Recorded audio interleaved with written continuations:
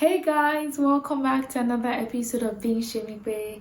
If this is your first time, welcome to the family. I've missed you guys so much. I've been MIA for a while. I'm just here to give you guys a brief life update. Since my previous post, I have graduated from school, thank God.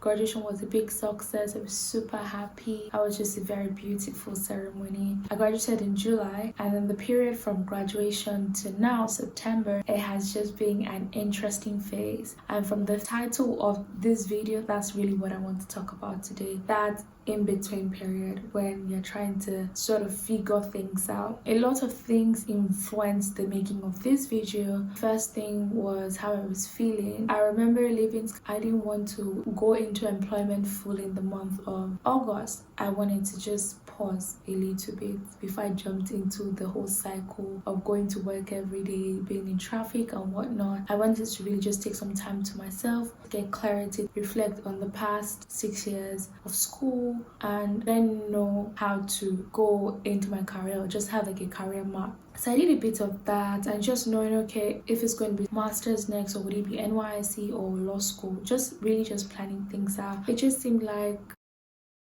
the plans weren't actualizing, weren't coming together. Like it was just one to scatter here. It was just a period of waiting for things to make sense, but these things, they refused to make sense. During this period, especially in the month of September, I just started to really feel low, not knowing what to do next, not knowing what should come after.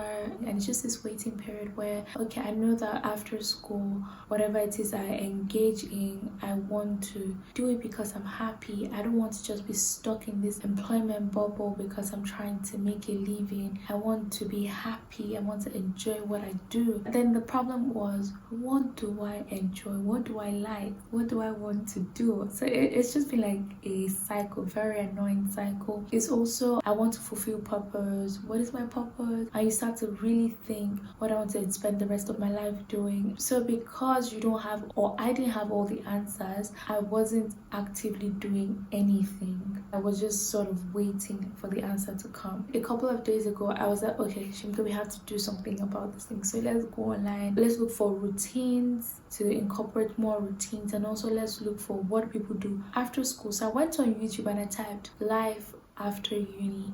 And that's when I started to see a lot of posts like postgraduate depression. There is even a TED talk on this thing. That's when I actually tapped on one of the videos, and I'm like, okay, I can honestly relate to a lot of these things this lady is saying. And I watched a couple more videos, and I was like, okay, I was going to make one of this, especially because after watching those videos, I started talking to some of my classmates, and I feel like some people even had it worse than I did. People be telling me how they were probably very miserable, or how they were just sleeping throughout because they didn't have the motivation to do anything, or you know, when you're just waiting for NYSC and NYSC taking forever, 3 months post graduation, so you're just in this waiting phase, like just this I don't know what to do next phase. I don't have the motivation to do anything next. Then I started to look for Nigerian YouTubers, and I didn't find anybody that had put content on this area. So I really just decided to put out this content for representation. Also, just let people know that, okay, if you're going through this thing, you're not alone. You're honestly not alone. You know, the thing is, sometimes we have been in school for like the first 20 years of our lives, from like age 2 to like whatever age you finish from uni, maybe 20, 21, depending. But like the first 20 years of your life for most people was in a structured environment, from kindergarten to university.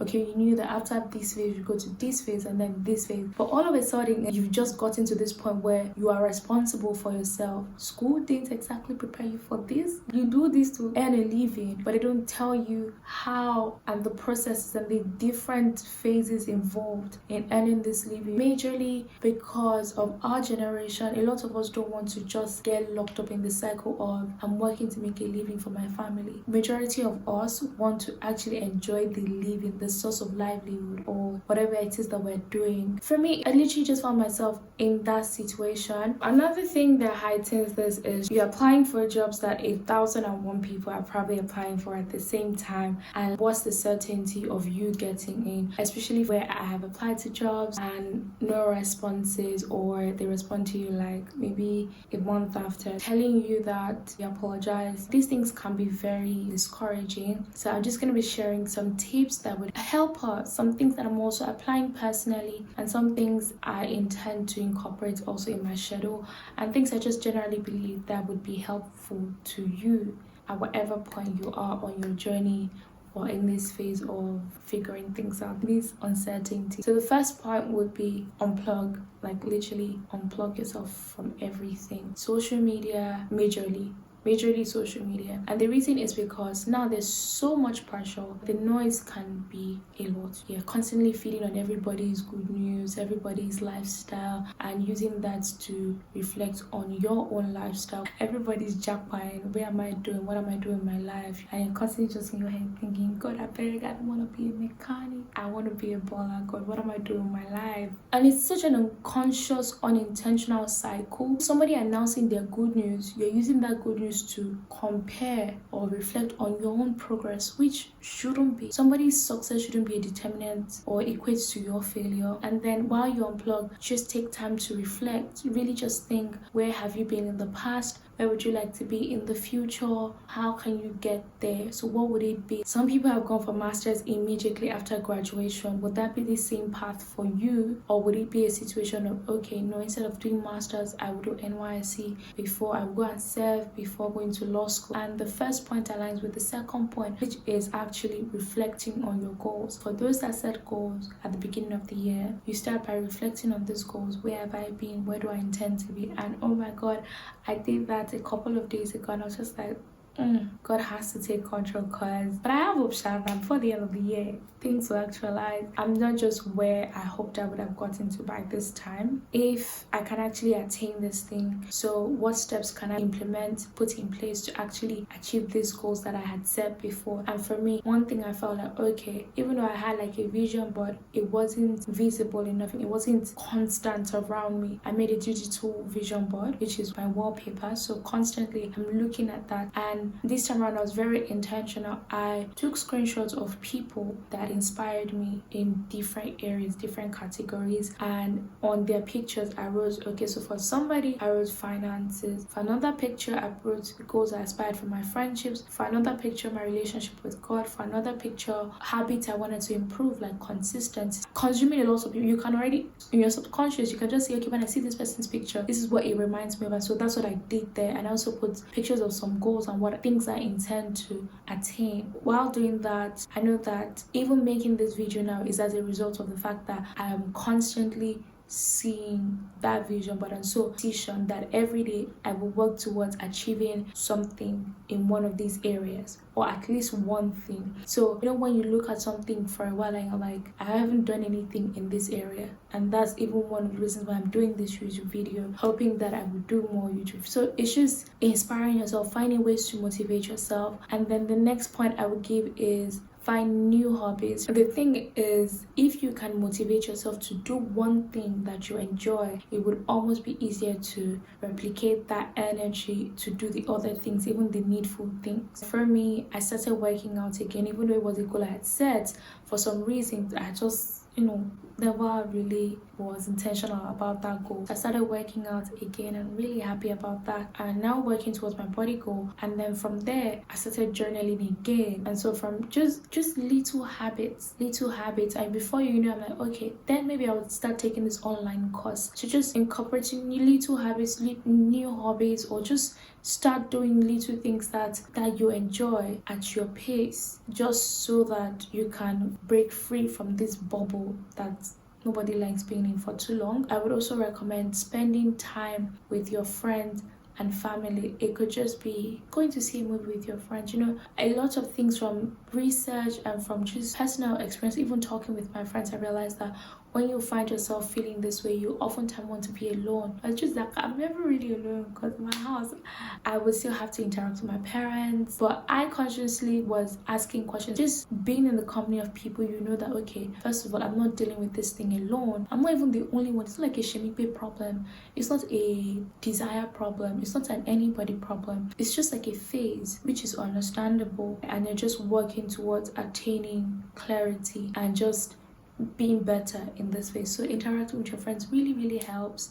Discussing these things, don't feel like you're alone, because the truth is you are not alone. It's not something that only you is going through. And I would say like another point is seek professional help. So if you feel like, oh my god, like I really need to speak to somebody about this, just have clarity on how to forge, how to move ahead. I can't break free, I don't feel like doing anything. You know, for example, my friend was telling me all she does is every day she just sleeps. Like after her parents go to work, she's sleeping all through, which shouldn't be. Or she's just watching TV to just distract herself from the reality. But that kind of person, you might want to just, okay, seek professional help. It really helps when you offload how you're really feeling, very sure that you're not going to be judged, or you know, no cynical comments. It really just helps to offload everything. And another one would be spiritual help, spiritual guidance, which is to pray. Like really just talk to God about how you're feeling. You know, the Bible says that whoever is coming through to the throne of mercy must come with boldness. Yes, approaching the throne of mercy should come with boldness. So understanding that you have the Holy Spirit, just asking for clarity. I would like to know how to